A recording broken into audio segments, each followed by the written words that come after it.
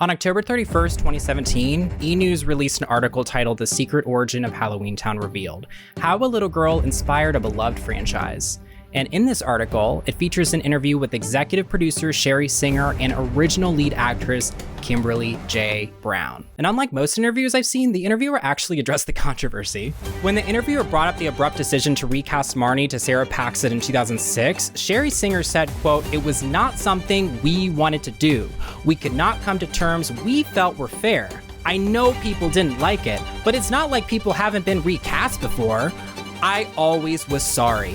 That's how it went." I find that statement kind of interesting because in 2019, Page Six released another much lesser known article that I had never seen before.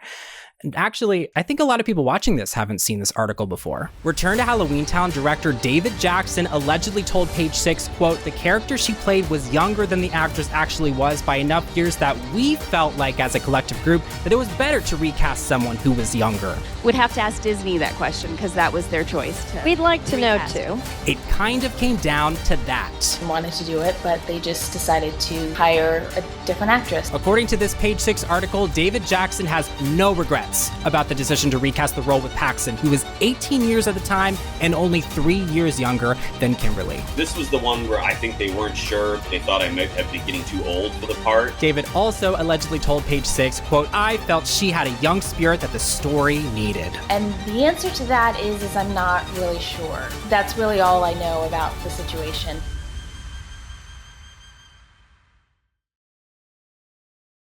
Was that intro a little too dramatic for this? Maybe. And I will continue to be unapologetically overdramatic. When I tell you all that I had to dig on the far ends of the internet to find what I see as the official reason for Marnie's recast, I am not exaggerating. Halloweentown has been a staple Halloween movie for over 25 years, and it was a franchise that I adored as a kid, and I still do today. What started off as a wholesome, lighthearted story about a micro-universe of Halloween monsters living in a Pleasantville turned into a half-assed cash grab and with some really controversial and incorrect decisions. I spent a lot of time trying to find the actual answer for Kimberly's absence because anytime Kimberly has been asked this question in an interview setting, she simply says that it was Disney's choice and that she doesn't know why they made that decision. That's really all I know about the situation. I was bummed and, obviously loved the character in the movies and wanted to do it, but they just decided to hire a different actress, so that's the way it goes. I don't know if that's true. I mean, it could be true that that's what she actually thinks, but what would she gain from offering her unfiltered opinions about this? 20 years later? Almost 20 years later? So yes, according to Page Six, David Jackson, the director of Return to Halloweentown, quite basically told them we wanted someone younger. There it is. So I really think that people should just stop asking her this question or attempting to, because it really puts her in an uncomfortable spot. Kimberly, why were you not in the fourth one? I'm just curious. I always have wanted to know the answer to that. It's something that I have to chalk up to just being in a crazy business. And I would also like to dispel any and all rumors about Kimberly having scheduling problems because she stated in a 2013 Q&A on her YouTube channel that she was available and ready. Some people asked me or said that they heard that I was working on something, which was not the case at the time. I was available and ready to do it and had talked to them about possibly about doing it. David and apparently the rest of the production's decision about age also checks out after I watched this interview on Quinn Marr's YouTube channel, where he interviewed J. Paul Zimmerman last year. And he played the insufferable Dylan. And he was almost recasted because of his age, which is crazy. And so they wanted me to come in and they wanted to take pictures of me and, send them up to the producers and stuff and just make sure that I still looked the part. And look yourself. That is that's so weird. It was a little unnerving because he looked 17. Kimberly looked 18. They both looked young enough for the movie. In the interview, J. Paul Zimmerman also mentions how he wasn't told Kimberly wasn't going to be in the movie until they were pretty far along in the process. So on a surface level, from an outside perspective listening to this interview, it feels very manipulative on the production's end. I really appreciate how incredibly detailed J. Paul is during this interview, and Quinn is a fantastic interviewer, especially compared to so many interviewers I've seen that just gawk over whoever they're talking to because they're a huge fan of Halloweentown. So it's really good. I'm going to put the link in the description if you want want to go check it out. He also alludes to being possibly pressured by his agency to take the role anyways, given he wasn't always booked and busy. So for anyone who says, oh, he should just not have done it, these people were under a lot of pressure to continue working. He needed to pay rent. And the only villains in this story are the high-level people who made these decisions without thinking about how screwed up it was. I don't really care if it's common in the biz.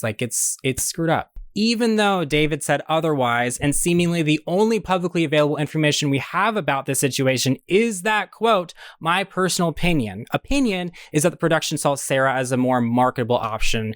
Since this was conveniently right after Sarah Paxton was in Aquamarine, I keep trying to say Aquamarine. I'm sorry. Let me be clear. I am not basing that statement off of anything except my own observations as an internet person. Do not take that as fact, because that is my opinion. I'm gonna get some hate for this, and do not send any hate to her, please. But I do think Sarah should have said no. Or maybe found a way to speak to Kimberly to find out why she wasn't playing Marnie. I'm very understanding given the fact that Sarah was 18 at the time of this, and putting myself in the shoes of an 18-year-old trying to get into the biz, if I was asked to be in Halloweentown without the context surrounding everything, I'd probably be excited too. And because she had just finished Aquamarine, and she was set to be the next It Girl. So she probably was told to take everything. This was also a time before social media, so it's not like Sarah could have DM'd Kimberly on Instagram and say, hey, why aren't you playing Marnie? But based on her interviews surrounding this topic, she seems to immediately jump to getting so much hate online, saying, me and Kimberly are cool. I love those movies, so I was asked. I was like, hell yeah. I've met her a handful of times, and she's so sweet. I just thought it would be fun, instead of addressing how Kimberly may have felt being stripped from a role that was literally a part of her identity. You've met her and you guys are cool. Yes, I want to be like, there's no beef. I'm a fan. Her saying me and Kimberly have no beef doesn't answer any questions. Of course, Kimberly or anyone should not have beef with Sarah Paxton.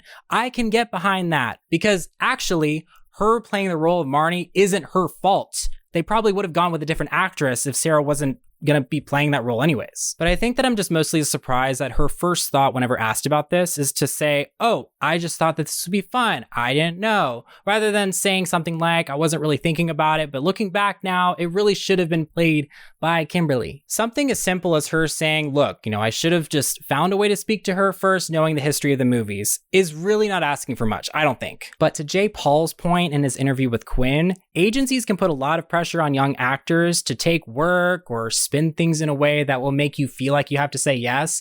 And I only give Sarah maybe 5% of the responsibility for this decision versus 95% for everyone else involved. Maybe even less than 5%. But what she says and does in the year 2024 is her choice though. Unless she signed an NDA, which is entirely possible, in which case she does not have a choice. I also found it suspicious that when I looked up who did the casting for this movie on IMDb, I only found the casting associate and the one who'd casted the extras. But in the credits, it says that the casting was done by Jason La Padura and Natalie Hart, who own a very notable casting office. In the resume on their official website, it lists all kinds of movies like High School Musical, Camp Rock, Teen Beach Movie, and so many Disney movies. And I just say this in case anyone thinks that this particular movie is too insignificant to be included. Do you know what movie just so happens to not be mentioned anywhere here? Look at this. We see Halloweentown 1, 2, and 3, but we don't see 4. And I'm just personally curious as to why both Natalie Hart and Jason La Padura didn't include this film. And they both also have very active IMDb pages with over 100 credits, but they conveniently don't have this particular movie credited. Maybe that's just a coincidence. Do we really want to talk about Return to Halloweentown Ultimate Secret Edition? I'm only going to cover as much as I have to for proving my point, because this movie caused the 2008 recession.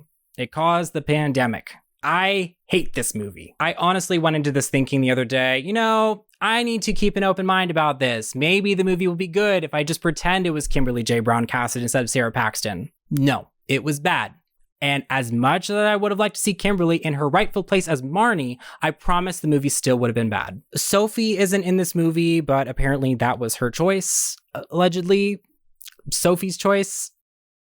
I don't know, she retired from acting after the third movie. They had Sophie sit on a couch the entire third film, and then she said, nah, I'm good, you guys. In this movie, Marnie and Dylan go to witch college, and there's a genie whose character I actually like, stereotypical mean girls, and Ethan, who returns as the love interest. Yeah, I guess they really wanted to bank on Ryan's success with High School Musical, but he had zero chemistry with Sarah. And it's not like he would have had any chemistry with Kimberly either. Debbie Reynolds was also in the film, but she was barely on screen and only showed up via video call, so it's almost like they threw Debbie in front of a green screen for a few hours and told her to go home. One thing I do love about this movie, though, is the mom, because I guess in this iteration, she's a real estate agent to keep herself busy and communicates on FaceTime via body of water. Like, mom constantly tries to call Marnie, but she hangs up on her, and there's like occasional shots of mom screaming at various water sources in front of her clients. Wait!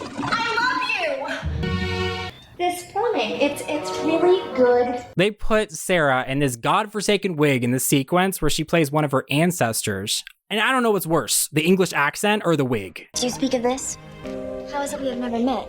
Just truly sad when a few people force their... Like, actually, makeup and wardrobe. You couldn't find a good blonde wig for a woman who literally just came from a movie where she was very much a blonde girl. The twist makes Kimberly's absence even worse because the ancestor Marnie visits 1,000 years into the past ends up being Aggie Cromwell, her grandmother, and it's supposed to be kind of like an emotional detail of the story.